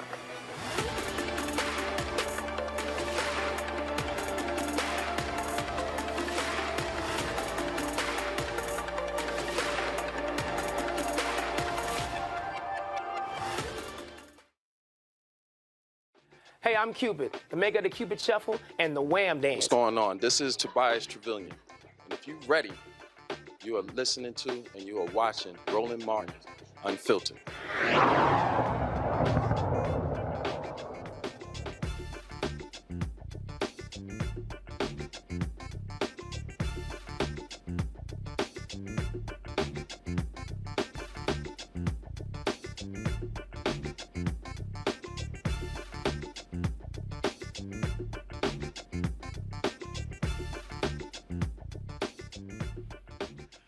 All right, if you're a white man trying to quote the Bible, don't do that with nobody black who been raised in the church, because it ain't gonna go well for you. This was today in Tennessee. I saw the clip. I had to play it. I ain't got no reason to play it, except I can. Hit play. Representative Reagan, do you believe that it is racist to prohibit concepts on systemic racism in the history of America? Chairman Reagan. Thank you, Mr. Speaker. Once again, my belief is in God. I settle other things with facts and data. The fact of the matter is, sir, this bill is not racist. It is not unconstitutional. Representative Jones. We keep bringing up God, but God says in Isaiah 10, woe to those who pass unjust laws that hurt the poor and rob them of their rights. And so stop using God to justify your bigotry. Stop using God to justify hatred and racism. Stop using God to put a... Jones. You were out of order. That's called smacking that ass. That's what I don't know why they keep trying that, brother. Reese, I don't understand why they keep trying him. He gonna embarrass him. You know, they sitting there like, dang, he back. I love it, love it, love it. And the crazy part about it is most people would not even have a clue who he is, but for the fact that they did this completely racist, fascist stunt to get him out of the assembly. And now they can't even expel him again. So he can really let them have it over and over and over again. They can't do nothing but be salty and cry like a bitch, like how they were on that tape. And you know, it burns them up inside every time he talks. I am 100% here for it. Oh, absolutely, absolutely. Okay, now I told y'all last hour, we didn't play it earlier, but when I heard silly ass white nationalist, spoiled ass rich kid, no talent, used to be a bow tie wearing punk ass Tucker Carlson, sit here and actually try to talk about Malcolm X in reference to Justin J. Pearson, I said, you have got to be out your white nationalist mind. Play that bullshit. Justice. Justin Pearson has changed quite dramatically, as you can see. He transitioned from a crypto white kid into the modern incarnation of Martin Luther King Jr. himself. It's remarkable, really. But he's not alone in that. You see this all the time. Everybody in the Democratic Party wants to be Martin Luther King at this point. Even Joe Biden, who during the famous March on Washington was enjoying the many benefits of life as a college student in a racially segregated state. Now, he's MLK. They all are. But you got to ask yourself, as long as we're mimicking civil rights leaders who died almost 60 years ago, why not some variety? You never see politicians transition into, say, Malcolm X. Why is that? Maybe because Malcolm X didn't talk like a sharecropper. He spoke dignified standard English. He wasn't running a shakedown racket to fleece guilty white liberals. Malcolm X had self-respect, so he despised guilty white liberals, and he said so. He believed in self-improvement. He knew who the enemy was. So maybe it's not surprising that Malcolm X is not a popular transition choice in 2023. Al Sharpton, by contrast, is increasingly popular, especially now that he's skinny and has a paying job. Sandy Cortez of Westchester recently pulled off a double transition. Not only did she change sexes, Al Sharpton identifies as a man. All right, see right here, y'all. If there was a segment of this show right now, it would be called This Motherfucker. Go ahead, Greg. No, man, you know, it's funny how these things converge. Malcolm X, born in Omaha, Nebraska. I'm sure you remember Ernie Chambers, who for many years was the only non-white member of the state Senate in Oklahoma. Nebraska. I'm sorry. Thank you. Nebraska. Thank you. And oh, yes, that's right. Thank you. Thank you, Roland. Looking at young brother Jones, you know, and as you say, Reese, nobody would have known. Well, very few people, political wonks would have known. Laura Victoria Burke would have known, but the general public wouldn't even have known who those two young brothers were. Now, what they are guaranteed from now on is bully pulpits. Mm-hmm. And so when this white boy is drugged through the mud, this 74-year-old white man from North Carolina who was attempting to say he represents God, he will now be embarrassed. And, you know, whether they ever pass a bill or not in the legislature, like Ernie Chambers did for many years in Nebraska, you've now got two young people who will set fire to everybody in the legislature. Now, contrast that with Tucker Carlson, as you said, a real excellent example of affirmative action. Because affirmative action means whiteness. That's what that means. As you said, no talent, Tucker Carlson. The irony is, I guess, if he were in the legislature and one of them would question him and say, sir, so are you calling Martin Luther King someone who didn't speak the King's English?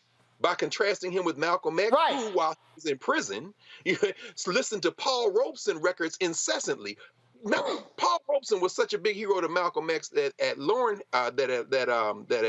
Hansberry's funeral, when Malcolm came to the funeral and saw Paul Robeson sitting there, he was so intimidated by the fact Robeson was there. I think it was Ozzie Davis. He asked, do you mind introducing me to Paul?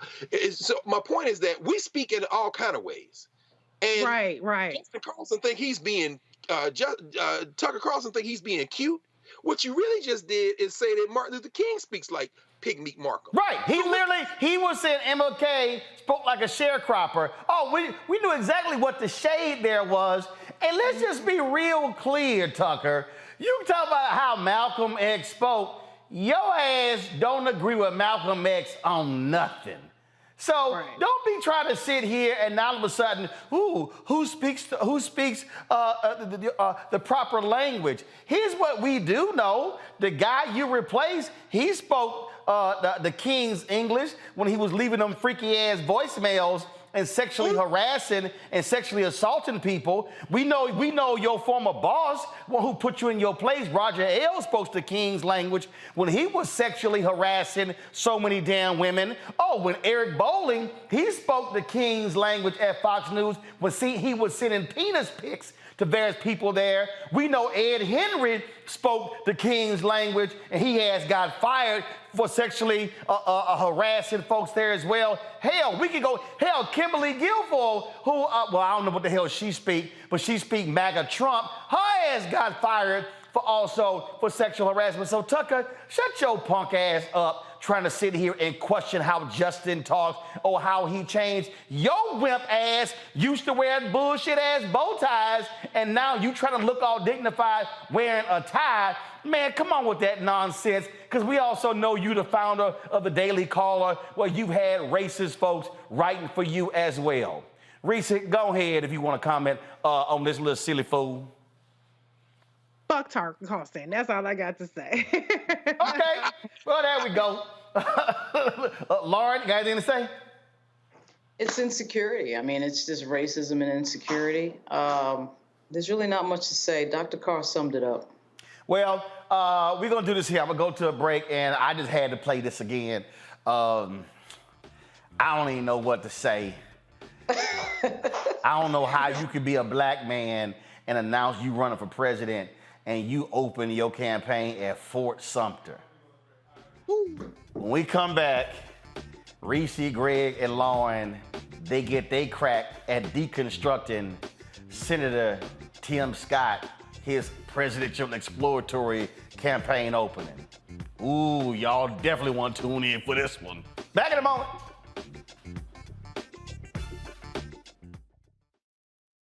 When you talk about blackness and what happens in black culture, we're about covering these things that matter to us, speaking to our issues and concerns. This is a genuine people-powered movement. There's a lot of stuff that we're not getting. You get it, and you spread the word. We wish to plead our own cause.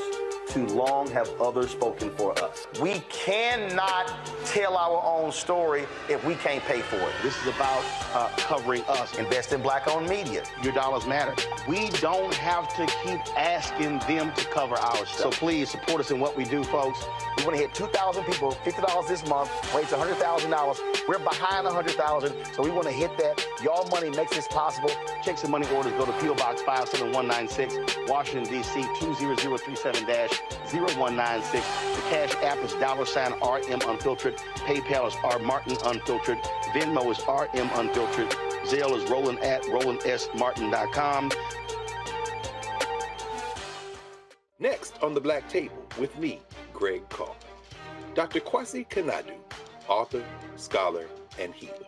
He is one of the truly representative thinkers and activists of our generation. I had a dream, a particular night, and when I woke up, several ancestors came to me, and they came to me and said, "We really like what you're doing, but you have to do more."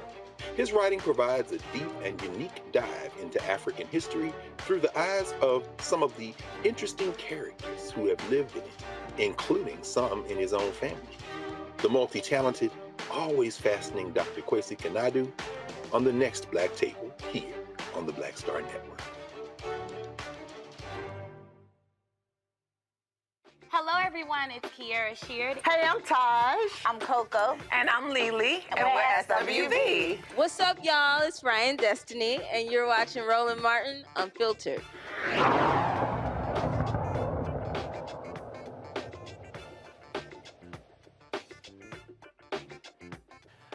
The law yesterday, y'all, I talked about this little video here. I still, 24 hours later, I still know what the hell we watched. We gonna deconstruct this, y'all, so be prepared for me to start and stop and start and stop. I'm gonna try not to sit here and set a blowtorch to that damn video player. But go ahead and hit play. Y'all, this is Senator Tim Scott, Republican from South Carolina.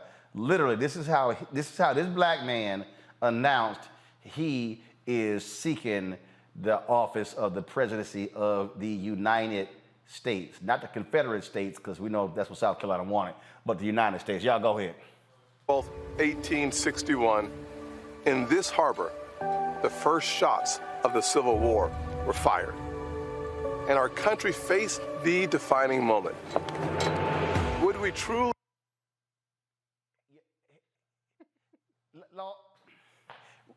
Lauren, his ass couldn't even say what the defining moment was. He just said the defining moment. I don't know what to say about Tim Scott anymore. I think, at the end of the day, it feels like some sort of odd defense mechanism. I feel like he's grown up sort of accommodating in his mind what he's had to do to please and placate white people around him. And there's just some sort of weird personality adjustment that goes on with that. I think we see it with Clarence Thomas as well. You realize that the greater society does not like the group that you're in and has not liked the group that you were in for 400 years. And you're making an adjustment for that. I mean, that's the best I can come up with for Tim Scott. Obviously I'm not a psychiatrist, but I just feel like The only time I've actually seen him really make a political reaction that sort of made sense in terms of who he is as a black man in America is when Walter Scott was killed on video. Yeah.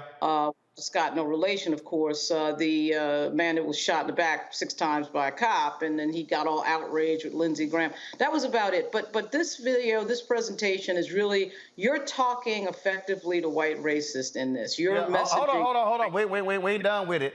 Hold on. I'm going to play a little bit more of it. Y'all, go ahead, play it. Be one nation, under God, indivisible, with liberty and justice for all. America's soul was put to the test, and we prevailed. Today, our country is once again being tested. Once again, our divisions run deep, and the threat to our future is real. Joe Biden and the radical left have chosen a culture of grievance over greatness. Stop.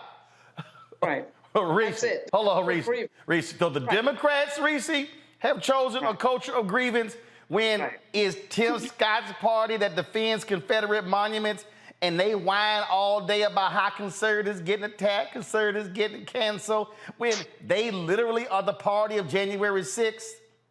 Right. Republicans is always on the opposite day. Always April Fool's Day, because nothing they say ever makes any damn sense. This is the party of banning books, of banning drag shows, of banning everything but AR-15s.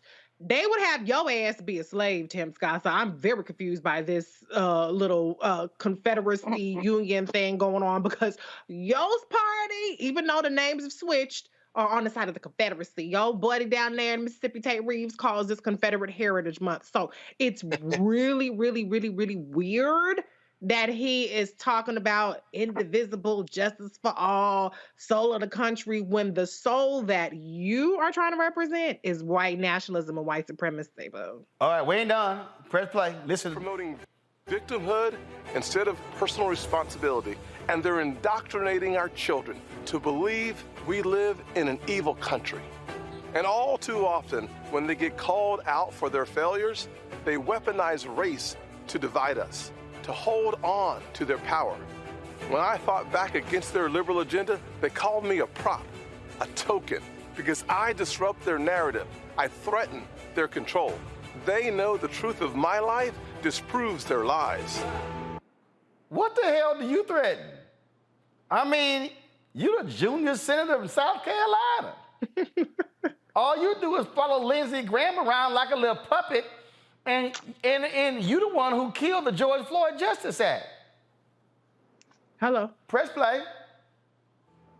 See, I was raised by a single mother in poverty. The spoons in our apartment were plastic, not silver. But we had faith. We put in the work, and we had an unwavering belief that we too could live the American dream. Tim, how many broke people in South Carolina? How much money does your state get from the federal government? Tell us about the condition of schools in South Carolina. Please tell us about the conditions of African Americans in South Carolina. Please tell us how, under Republican rule, black people are so wonderfully great in South Carolina. I'll wait. Press play. I know America is a land of opportunity, not a land of oppression. I know it because I've lived it. That's why it pains my soul to see the Biden liberals attacking every rung of the ladder that helped me climb. If the radical left gets their way, millions more families will be trapped in failing schools, crime-ridden neighborhoods, and crushing inflation. He just said, Greg, that the liberals attacked every rung of the ladder that made me successful. Which party wants to cut food stamps? He said his mama was in poverty, okay? Which party wants to cut food stamps? Which party actually cut unemployment insurance? And which senator, Lindsey Graham, who was the first state that actually cut unemployment insurance during COVID? South Carolina. Which state had a slower economic recovery after COVID than the other states because they cut the money? South Carolina. And so he said, Greg, see again, I need people to listen when he said liberals want to cut every rung of the ladder that led me to be successful, bruh, that's your party. Play it out, and then, Greg, I want you to respond. Go. On my watch. This is personal to me.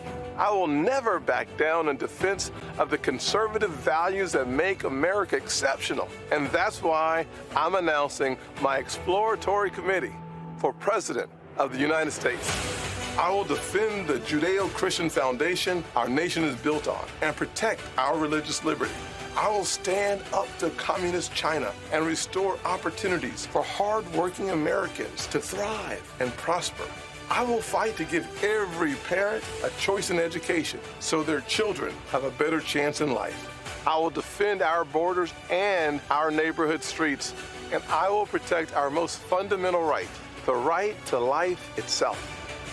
I bear witness that America can do for anyone what she's done for me. But we must rise up to the challenges of our time. This is a fight we must win. And that will take faith. Faith in God, faith in each other, and faith in America. God bless our United States of America, and God bless you. The reason why this is one of the most brain-dead ads I've ever run is that the Confederates never lost Fort Sumter. Fort Sumter literally was the beginning of the Civil War because the white folks of South Carolina wanted to keep people like Tim Scott in slavery. And you literally are opening your campaign at what should be the land of domestic terrorists. Let me say it again, everybody who's listening. Let me say to anybody who's listening, if you go over to Germany, do you know how they treat the camps where Jews were killed? They don't treat them as celebratory places. You will never see a candidate say, let me open my campaign in the standing in one of the places where the ovens are. But Greg, Tim Scott literally decided to open his at Fort Sumter, of all places, where they wanted to defend and keep slavery. Absolutely, Roland. Well, we saw Tim mission accomplished, Scott. He opened his audition for the vice presidency slot on the white nationalist ticket with that beautiful video. He seems to have forgotten that flag that he was so proud of. You won't catch me wearing an American flag, but the one that's over Fort Sumter now was actually raised there April the 14th, 1863, when Martin Delany, Major Delany, the highest ranking black military officer in the United States, came aboard the Planter. Those of y'all who know your history, that would be the ship that Robert Smalls and his family got away from the Confederates, and he ultimately became the captain of the Planter, came back to D.C. as a congressman. But Robert Smalls, Martin Delany on the Planter sailed to Fort Sumter in the company of the son of Denmark Vesey. That's right, Vesey, who had led that rebellion, who had been one of the founders of Mother Emanuel AME Church. In fact, the same church where the white nationalist Dylan Roof slaughtered black folk, including Clementa Pinckney, who got a statue of Denmark Vesey. They sailed across that bay. And Robert Smalls, Martin Delany, Denmark Vesey's son, and thousands of black people stood there as they put that American flag up. Now, of course, there's another story that's told by the white nationalists and the Lindsey Grahams, the Mitch McConnells, the ones who employed Tim Scott.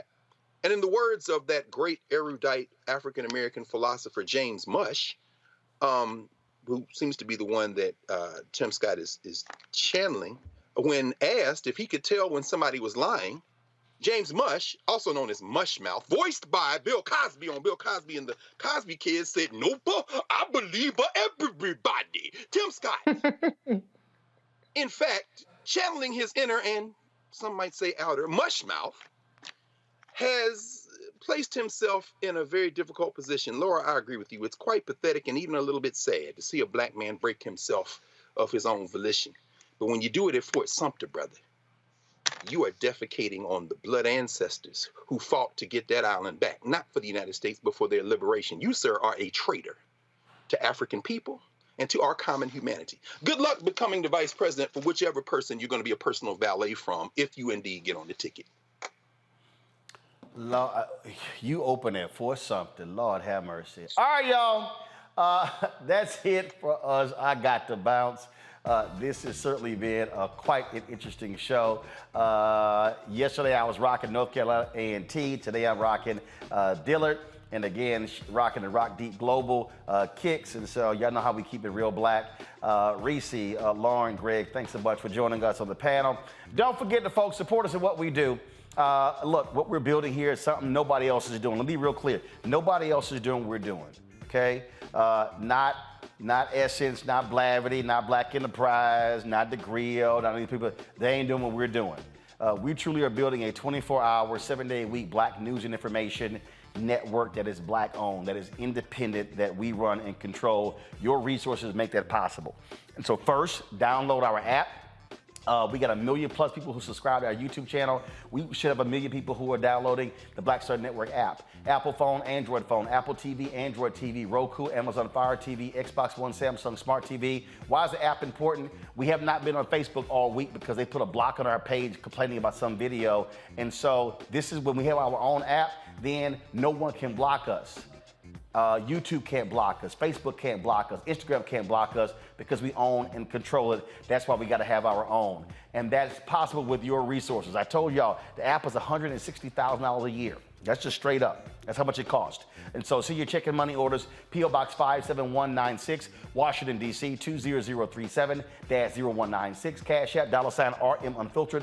PayPal is R Martin Unfiltered. Venmo is RM Unfiltered. Zelle is Roland@RolandSMartin.com, Roland@RolandMartinUnfiltered.com. And be sure to get a copy of my book, White Fear, How the Browning of America is Making White Folks Lose Their Minds, available at bookstores everywhere. Barnes & Noble, Amazon, Target. You can also download your copy on Audible. Folks, I will see y'all tomorrow. Holla! Folks, Black Star Network is here. Hold no punches! I'm real revolutionary right now. Black power. Support this man, Black Media. He makes sure that our stories are told.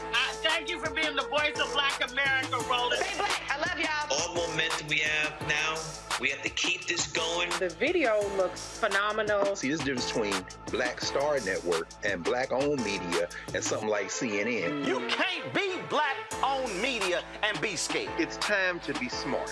Bring your eyeballs home. You dig? Pull up a chair, take your seat at the Black Tape with me, Dr. Greg Carr, here on the Black Star Network. Every week, we'll take a deeper dive into the world we're living in. Join the conversation only on the Black Star Network. Hi, I'm Dr. Jackie Hood Martin, and I have a question for you. Ever feel as if your life is teetering and the weight and pressure of the world is consistently on your shoulders? Well, let me tell you, living a balanced life isn't easy. Join me each Tuesday on Black Star Network for A Balanced Life with Dr. Jackie. We're all impacted by the culture, whether we know it or not. From politics to music and entertainment, it's a huge part of our lives, and we're going to talk about it every day right here on The Culture with me, Faraji Muhammad, only on the Black Star Network. I'm Deborah Owens, America's Wealth Coach, and my new show, Get Wealthy, focuses on the things that your financial advisor and bank isn't telling you, but you absolutely need to know. So watch Get Wealthy on the Black Star Network